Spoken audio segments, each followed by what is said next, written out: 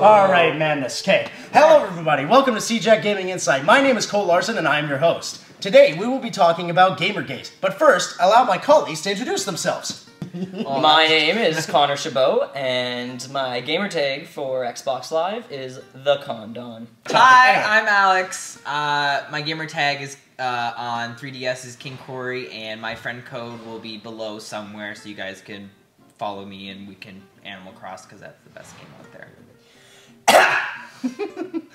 Oh, look at that right there. Right there. Yeah, wow. That's pretty cool. Just read that. And yeah.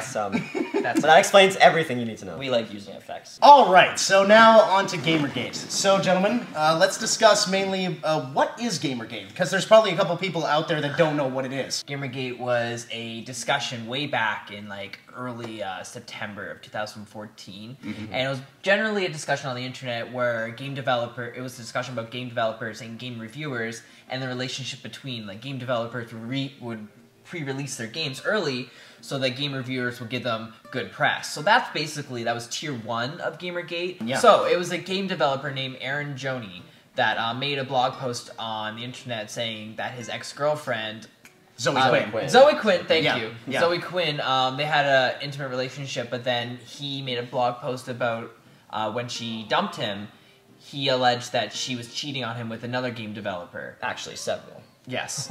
Yeah, which was not exactly proven to be true. No, it was basically a lot of gossip. Zoe Quinn was also a game developer, and I think she made a game called Depression Quest or something like that. Okay. Exactly. Yeah. A lot of people began to comment negatively on it, saying that it was getting a lot of bad, not bad, but like unwarranted press. Okay. And for whatever reason, I'm still not sure, that escalated into, threats against Zoe Quinn. And that alongside the whole Aaron Joney thing. And I'm still trying to find that bridge between why suddenly everybody would just be attacking this girl. Yeah, it just turned into this parade of just people bashing on her and her life. Her being a game developer and her personal life are totally two separate things, and they were just massacring her. Yeah. And not just Zoe Quinn. To my understanding, it was 3 or 4 other female developers or reviewers. Yeah. And what was that other one that they did? The doxing or whatever it's called? What is it when they get all of the person's personal information? They get all their addresses, they get their phone numbers, emails. Some of them had to leave their homes. People had to leave. They had to leave. Would this repress female gamers? Would this repress females from going into the gaming industry in general? Well, what's probably the worst thing about this is that if it was just a guy who was warranting these attacks, they wouldn't be anywhere near as severe, I feel.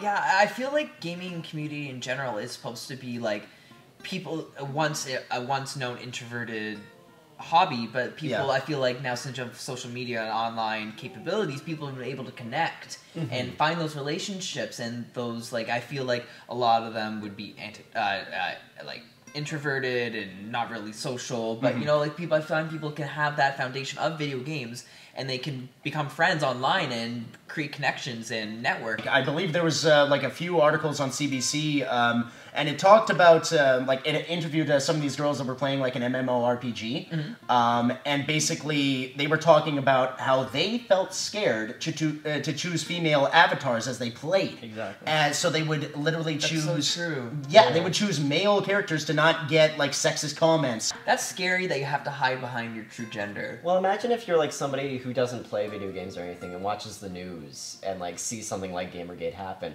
You're going to imagine everybody who plays video games, especially online, is they're white, middle-aged, angry, troll, or even just younger, right now. Yeah. It's interesting how big Gamergate's blown into, and how it's kind of started off as this one little blog post, but it's definitely blown into something way bigger than that. They claim it's about ethics in gaming, or game developing or reviewing. It started like that, but then it just exploded into one of the pointed biggest messes. It pointed out a lot of issues in video gaming today. And that's the thing. It exploded in a right way because it did expose all of these issues. It's got a lot of parallels to women getting involved with other things too. Yeah.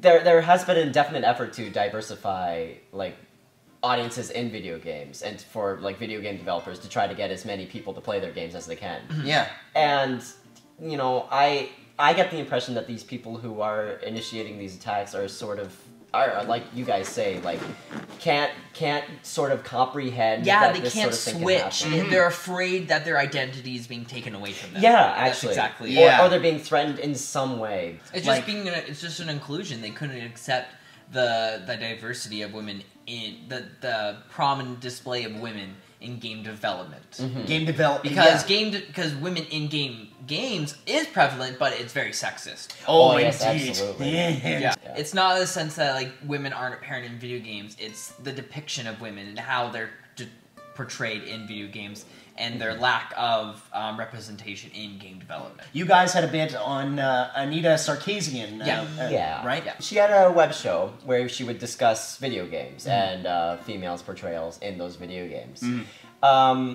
And I think she was going to speak at a University of...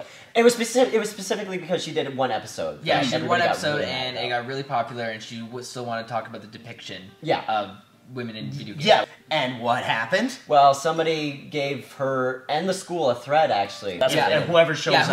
Any Whoever shows attendee shows up, we are going to brutally massacre the entire room and everyone that's attended and involved with this lecture. All and, if she shows up. Yeah. Yeah. And unfortunately, she had to cancel it because the university can't. Yeah, and They they can't- they couldn't can't- handle that. They can't handle any kind of threats towards the school and the campus, so they had to call her off, which is it's sad. Well, I mean, it's sad because, like, I can see... It's gonna be a little discouraging, yeah. Yeah, well, she has, like, this show where she can say, like, important things about, you know, as we were talking about, how females are portrayed in video games.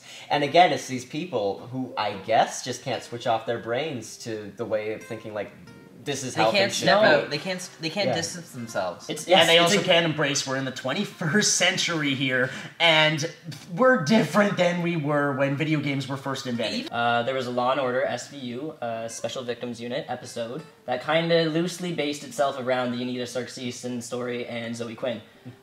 So they kind of had these two lead female characters who were at a gaming event, and they had to back themselves out because of threats to them, because other women were being bullied, other girls who were producing games were being, like, threatened and stuff. They kind of make it cheesy like that, but I mean, it's also good because it shows, like, just how real these problems are and just, like, oh, like, it's out there, and sometimes we turn a blind eye to it, but we need to... Yes. I think yes. I think it's important to have that media, like Gamergate culture and Law and Order, like TV show media, but I think it's still very important that it still is brought up in everyday conversation, even on the news or something like that. So it like that the so it's not distant from a TV show, you know, that's not No, scripted. Yeah, Yeah, yeah. the So stuff, yeah. I guess really what a main hope for me is that like this type of issue doesn't repulse female gamers, game developers, the like. Like I don't want them to be shunned. I don't want them to be And not- basically stigmatized even more than they basically have.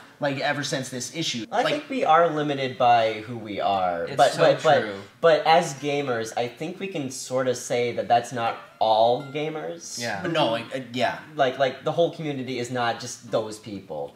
Like, these gamers, essentially, they're almost like die-hard sports fans. Yeah. They are so passionate about video games that they don't want these new kids on the block to just come in and take over what they've kind of already built up for themselves. Yeah. It's Yeah. just like, it's... Absolutely. Um, Yeah. Reputations were ruined. People were like- emotionally scarred and Yes. run away from their homes. Exactly, What more is more degrading and embarrassing than something that you've studied in and you're passionate about and you have a degree in and multiple degrees. Yeah. Multiple universities And then- for this. Exactly. and then yeah. like and you're rejected by it and it's just so sad. Exactly. Like It's basically. snowballed into this just trench of just filth. Yeah, it is. yes. That's exactly what it is. Yeah. It's an endless trench of filth. Yeah. Excellently put. So actually, just before we all leave, we have a question that we want to ask you guys mainly. What were your opinions of Gamergate? We definitely want to hear your thoughts and see where everything went wrong with it. Even, like, give us your thoughts in general. We'd love to hear them. If you yourselves were not in the gaming community at all, would this repulse you from joining the gaming community, like going out to get video games, whatever it may be? would this turn you off from the idea of joining, people like us, just coming to play games? So definitely tell us what you think. Leave a comment below. Yes, let us know. Yes, and more CJAC videos to come. Oh yeah, absolutely. So subscribe to our channel, like our video. You can find us on Twitter. You can find us on Facebook. You can find us on multiple social media outlets soon. So I'm Cole Larson. I'm Alex. I'm Connor. Look at that. And this concludes our episode of CJAC Gaming Insight. And we remind you to game on. Game on. Game on.